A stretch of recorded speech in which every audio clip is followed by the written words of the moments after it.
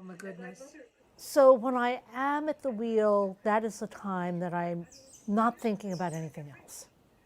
So it is centering time for me. I mean, I'm even finding it hard to like concentrate long enough to do a half hour of yoga. For 64-year-old Victoria Rosenblatt, making miniature pottery in her Brooklyn home is essential for her mental health in these uncertain times.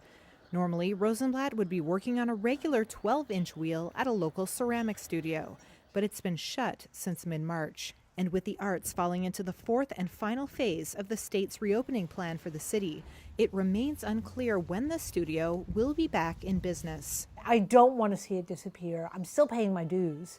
I'm still doing whatever I can to support them, hoping that they're going to be able to limp through until they can open again. Pedro Ramirez is co-owner of Mouse Ceramic Studio. A business that doesn't evolve in this time, I think will go extinct. Mouse has 4 employees and recently received a PPP loan, but Ramirez says he must eventually pay most or all of it back. And if the studio, which is a gathering space for students and members, is forced to stay closed, debt will destroy the current business model.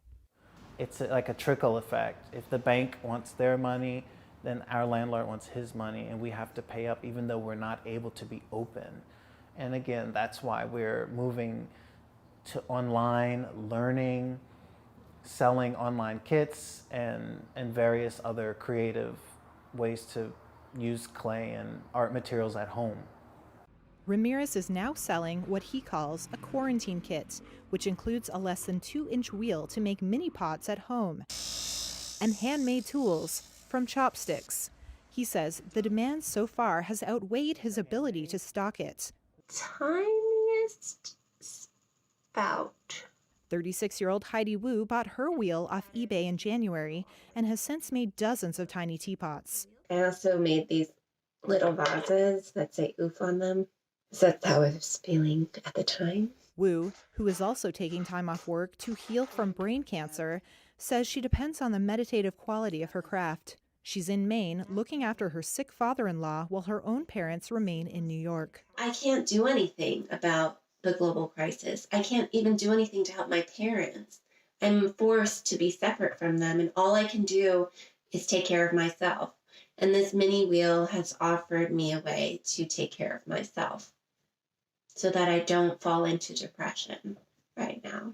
People have told me that it saved their life. I'm not kidding. People have said like clay saved my life. People say clay's my therapy. That's one reason Ramirez hopes his, quote, non-essential business will survive, even if the once bustling studio turns into a supplier of art materials. I believe that creativity is something that we're in the business of, and we don't plan to be exiting anytime soon.